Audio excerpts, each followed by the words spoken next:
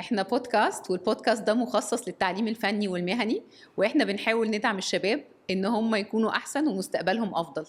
النهارده معانا دكتور مارتينو ميلي، وهو مدير الوكالة الإيطالية للتعاون من أجل التنمية. دكتور مارتينو بيدير مشروعات كتير جدا مسؤولة عن تنمية الشباب المصري. النهارده هنتعرف معاه ايه هي الطرق اللي احنا ممكن بيها نحسن من مستقبلنا في التعليم الفني وفي المهني، وان انتوا كشباب تعرفوا تاخدوا نصايح حلوة ليها علاقة بمستقبلكم في مصر. الانترفيو النهارده هيكون بالانجلش. Welcome Dr. Melli to the podcast Na2s Ters. It's an honor to have you here today. Today we want to talk together about how to enrich students and Egyptian youth and give them a very nice experience when it comes to learning and education, especially in the technical and vocational field. I want you first to highlight the role of ICS, the Italian Institutions for Development, into developing Egyptian youth, especially in the field of education.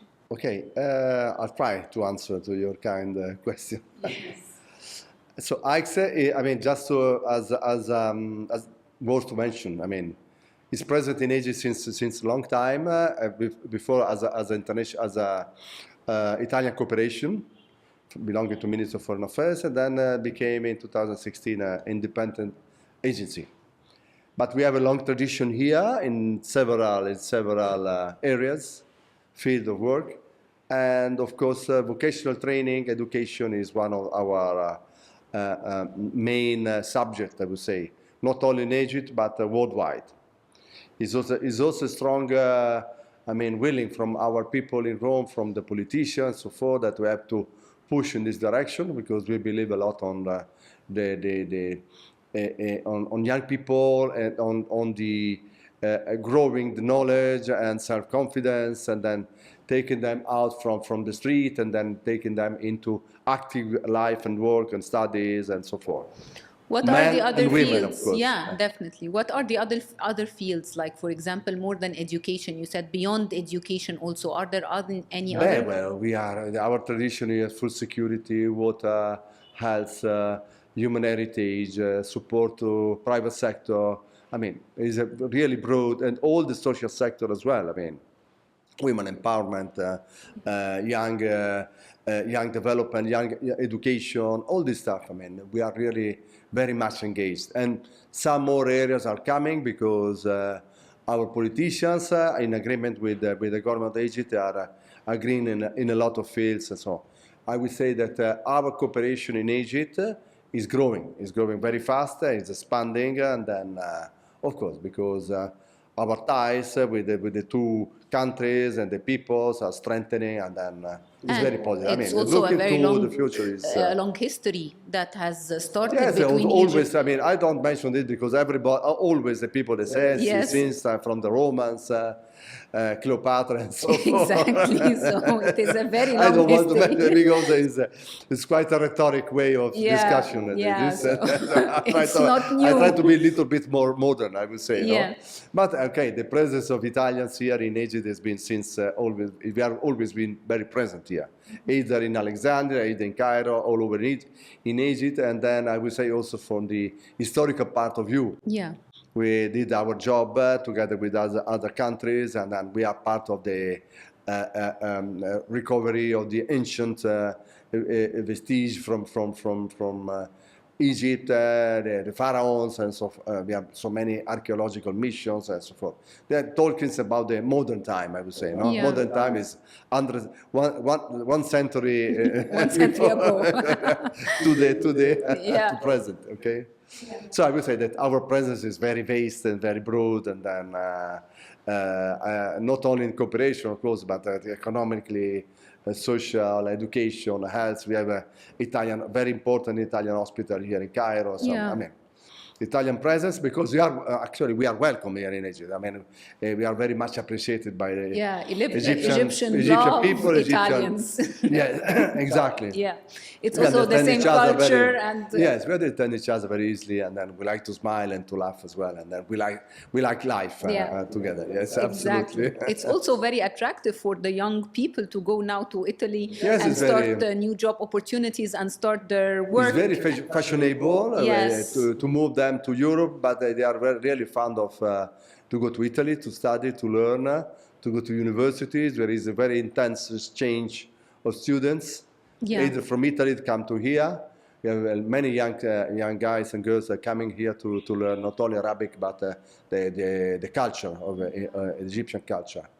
And we can say that Italy is a model for Egyptians as a way of life, a way of studying, and okay. There is also, unfortunately, like this very beautiful side, another dark side of people deciding to go illegally to Italy and to go in an illegal migration path because they think this is their only way out.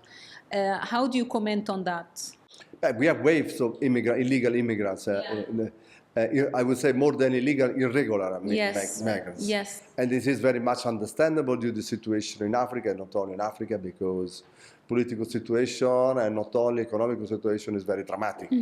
So the people is running out, escaping from the civil wars, as well from famine situation, unemployment, very poor and low standard of life. And that's why they look at Europe and Italy as a model.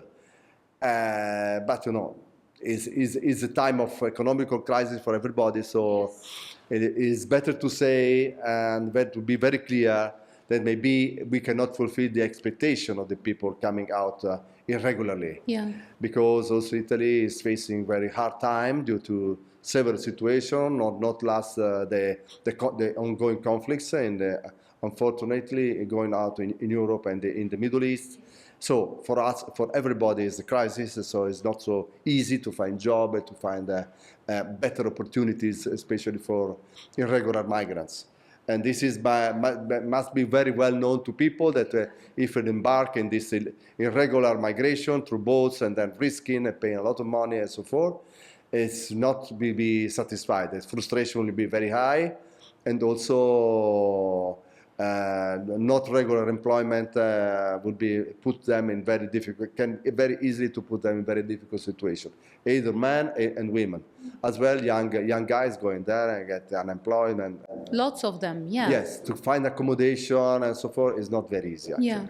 It's What better are to the know, measurements because otherwise like? the people then they think that there could be a different picture. Exactly. But it's not like this. It's very difficult and not easy. Are So there it's better solutions or measurements? Yes, it's better to study different solutions. First of all, we are trying to develop an employment matching center here. First of all, for boys and girls. That's interesting. Like yes, to get them first of all to get them employment in Egypt, because we have so many educated youngs that they not find easily employment work here. Yes. So we are trying to develop the concept of a modern center for employment in order to match demand and offer, because we are relying on a very broad network of ICT institutions, for example, and an education institution, a vocational center. Don Bosco is one of the examples, very famous one. Yes. Either Alexandria and Cairo. And this we have to put them in a network, an organized network, together with the governments and private sector in order to match what is needed. And then we have to tune, of course, the curricula of the students in order to be better accepted to the market. And the employment center will be doing so, directing and managing demand and offer, regulating the CVs, and setting up a kind of website where and soft system in order to easier this situation. Yeah, so it will like make matchmaking between the people who are looking for the job, like the job seekers and the market. Yes, through algorithms, all this, just to flow the information, to get easily access to information. That is the point is needed, no? And what is needed to do to get employment. Of course, this tool that we consider the employment center as a tool will be useful also to regulate regular migration to Italy, of course, and not only, also Europe as well, no? Because there is there is a need of well-trained people, but well-trained people, not just common, not anyone, not anyone, but people trained to industries or facilities or services, but need a very tuned CVs in order to get satisfy the demand. And then the employment center and the network of our vocational center, they will try, they're still trying, they will try also to do so in the best efficient way. That's the idea. Because unemployment is a matter of fact here, and we have to fight unemployment, either in Egypt, either in Italy and Europe. That's the point. And before also you start the employment, you as IX have programs like MEPEP, for example, who are working first on the education and giving a better quality of education in the TVET sector with improved curricula and improved machinery and improved training, so that they can at the end also get a decent job opportunity, for example. Absolutely, yes. MEPEP, I would say, is a good example. Can be, I would say, a good experiment and a light to follow up, because we are trying to introduce so many advancements, I would say, and so many innovations. Is an ongoing, of course. Is an ongoing experiment, so day by day we learn and we experiment new things, and then we try to catch new actors in the scene, especially either from government, either from private sector. We have to involve more and more private sector into the picture, and we would like to stress this situation and to convince also the government that it is crucial to have private sector on board and to tune with them the way forward. We are facilitator, but we are not the main actor. We try to facilitate. We utilize the funds provided by European Union through MEPEP to facilitate all this process and to modernize and to be innovative, no? And I think that the project personnel, they are doing all the best in order to explore all these areas and to be flexible and open, and then they work very hard, and then we are quite satisfied with this. So it's not a one-man show. It should be like lots of actors working together, the government, the private sector, multiple stakeholders, an orchestra, exactly, that are all playing together, the symphony. This is the secret, to have the symphony very well tuned and in harmony and so forth. Pretty soon also, and the forthcoming months of November, our Ministry of Education will come, and then we will try to explain him what the work done and what is be done. And then because is signed already an agreement with the government on improvement of the curricula, the 4+2 in order to facilitate from vocational training to move the students, the most promising students, to university, and the 4+2 is a tool to do so. So there will be a very strong improvement, and not to leave the students at a lower level, but encourage them to grow it up. And also the private sector here understood very well this, and they want to modernize as well their curricula. So there is arm in arm, hand in hand, the development cooperation with the political willing. We are trying to do our best to grow it up. So then I think the wheel would move, because if there is something that was missing in the wheel, it's not easy. It's quite an exercise. Easy, maybe it could be easy to say, but it's quite because we started with MEPEP since 4 years ago, actually. So, it's a long way already gone, and a long way has to go. But what we see today, development, it takes time. Definitely. And nothing comes in a day, in a shot like this. No? Yes, definitely. And also during those 4 years, we realized so many innovations. At the beginning, we could not figure out what would be. Now, with the project, we are trying step by step to realize what innovation are needed, what alliances are needed, And the end of the project, unfortunately, will come pretty soon. And then we try to study, of course, the second phase, because otherwise Yes. we will be in between, or left in between of the river or the pass, and will not do so. I mean, we have to complete our job. We have a lot of things to do, and we are studying actually how to do it, how to complement the work done. So it looks like a bright future, you know, like with lots of other initiatives that are starting with the visit of the Minister of Education of Italy coming to Egypt. Like, how does the future look like when it comes to education and cooperation between Egypt and we have Italy? to look. We have to be positive. Positive? We have to look positive, especially Great. as we have to be very meaningful in thinking what we have done, what we have, and what we have done. That is an advantage, absolutely. Yeah. So we are much better off than when we start. That's great. So we are in a platform now, and then ready to be launched to the future. And so we have to think positive in this way, no? What we already achieved, and rely on this, we can achieve more. Yeah. So step by step, but with positive mindset, this can be done.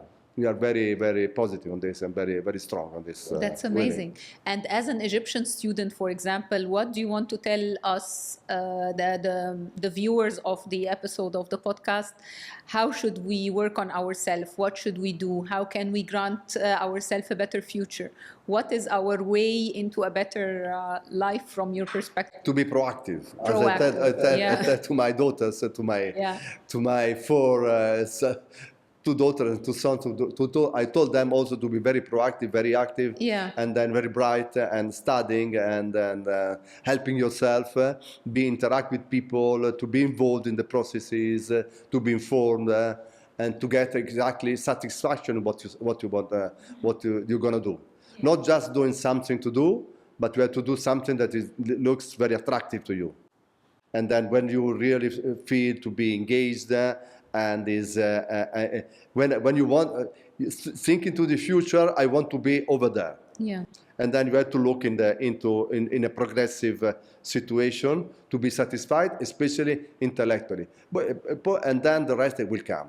But first of all, you have to be satisfied with yourself, with your mind, and then convince in what you're doing. Otherwise, it's a waste of time and energy. It's a pity for young people to think in these terms. You have to be positive and proactive. That's the point. Dr. Melli, can you introduce to us IKES and tell us what they do exactly in Egypt and their main activities? IKES is a very young agency, relying on the previous technical structure that was existing since 40 years. And according to the renovation of our law on development, created IKES starting in 2016. And started from the scratch. It was not easy at the beginning because we had to reorganize everything, and then with the concept of operational agency. It was a body belonging to the Ministry of Foreign Affairs, and now it was created to be an operative arm in the frame of development, not only belonging to the Ministry of Foreign Affairs, but responding to the several other actors, either public, either private. Yeah. I coming to Egypt, we have a long tradition, as I mentioned already before here, and then we are expanding. Is very important tool in the hand of the not only of the Italian authorities, but I would say also on the Egyptian authorities, because we are following the policies of course, coming down from the different ministries here, and we are expanding. We are getting into more and more interesting areas. We are exploring. We are together with the ambassador that is very enthusiastic here about Egypt, about all this. The work can be done. I mean, every day is. It's a challenge. I would say it's a new challenge coming over. Very interesting, very, very, very emotional as well, and very heavy because the workload is not easy. But I would say that working in IKES in Cairo is really something that I recommend to many people, because it's really a workplace where we are creating a lot of ideas, enthusiasm, and all my colleagues are very, very positive, and then we are stress them in doing something important for the country and for the cooperation. We make the best use we can of the public money we made available for us. And then we are stretching alliances with different actors. That is one of the most positive parts of our job, because finding and stretching alliances with important actors, and then people willing to cooperate and with new ideas, very open to new ideas, and to modernize all the system, because cooperation is changing a lot. Since in 40 years, cooperation has changed a lot. And now we have to be open, very open, not only to the market, but to new ideas. Market of ideas, market of scientists, market of innovation. All this must be explored and utilized as much as possible. So IX Cairo is trying to do so, to be very open and very innovative, not close to external actors. On the contrary, we are very open to listen to everybody as something interesting to propose and to work with. What are like the most important projects that IX is dealing with in Cairo and in Egypt in general? So what is the highlight, more of education or agriculture, or what exactly do you work on? Can you name some projects? I would say, yes, there are many different important projects, but also I would like to mention the even small initiative that can be very innovative. Yeah. It's not just the size of the project or most important for the sector. I like also to mention that we are exploring different small initiatives that can be very promising with a new approach, with new actors, and involving a new, I would say, methodology as well. Classic important programs, I would say, classic in terms of sectors, of course, food security, vocational training, irrigation. They are among the most important. Yes. A new important initiative will come in terms of the health sector. We try to explore the expansion and modernization of our Italian hospital here, because it's playing a very important role in the entire network of health system in Cairo. Yeah. And the authorities, they are asking us to do so. But then we have very interesting initiatives, for example, for disadvantaged people, in terms of handicaps and all this stuff. And we are trying to become more and more inclusive with techniques like differentiating sports activities, learning activities, access to facilities, all this stuff. And then we are trying to involve Italian actors as well as Egyptian one, and they are, for example, investing in terms of ideas a lot on this. So this means like IX is also aligned with the SDGs of the UN, and also with the Egypt Vision 2030, and all of this like aligns together to create one goal. We are part of the UN compact in general, but also specifically in Egypt. Of course, we have to be part of this, and we are very happy to do so. Absolutely. And like with the partners internationally and locally and nationally, can you a little bit highlight who are the main partners? We do go hand in hand with the international partners, especially UN, but not only. Embracing what is the national strategy they already agreed with the government of Egypt, and we are fully entering into the strategies, supporting development lines in several sectors. UN, as well as, of course, World Bank, the international financial institutions like the European Bank for Reconstruction, and the European Bank for Development, for Investment and Development. So we are expanding our areas of alliances. Of course, we are part of the European Union, European Commission, and then we are utilizing a lot of resources coming from Brussels, made available to partners, to European partners. And then I would say that the European Commission funds and strategies are one of the strongest part of our job, and we are very happy about this. And we are very thankful to Europe that gave us all this support and trust, because that you feel the trust that coming from the EU delegation, from Brussels, and our cooperation, especially in Cairo. And then we could rely on really important resources coming from Brussels, because growing up, they are supporting us. Yeah. And on political level, for sure, like the president would meet with the EU delegation, and the amount of investment that has been invested in Egypt. We convinced them from the scratch, from the field, we convinced them. In the quality of our job, and then they are satisfied. And then they would like to invest more and more, but we have to be not too fast on this, because we have to. When I came, it was a small office. Now I would say that more than duplicate, but we cannot expand in terms of infinity. Yeah, but as long as there is this impact on the ground. There is also a line, a line to respect. Yeah, but dreams are like forever. You can dream I will until pass the sky. on the future to my future colleagues also this task, because let's go to the sky. Exactly.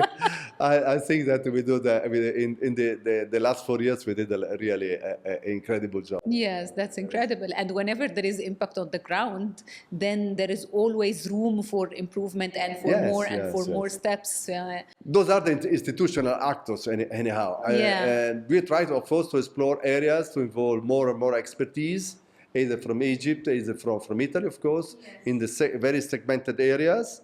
Architecture, restoration of monuments, technology transfer for ICT, for startups. We are calling for Italians, important startups to come here and to let the Egyptian one to grow it up. Innovation, I would say, especially in the areas of research, agricultural research, but not only. We are really exploring different possibilities of alliances, and we are expanding our alliances really in a quantity of sectors, and not easy to mention all. Every day it comes out a new idea, and we are exploring this with. And I think you can also feel it as a student or a little farmer in a field. You feel this impact, and you feel what Italy and IX and the EU are investing. We try to transmit our enthusiasm to our in their everyday life as well. Absolutely. Like having an improved school, or having like a better irrigation system inside their field or something. It makes it very tangible, and you can feel it in their everyday life. It's not just something on the political level and the policies, but it is also tangible. To be practical as well, and then to merge with these actors, to merge activities, to merge resources, even if not managed directly, even indirectly, it works very well. For example, private sector we are exploring private sector alliances.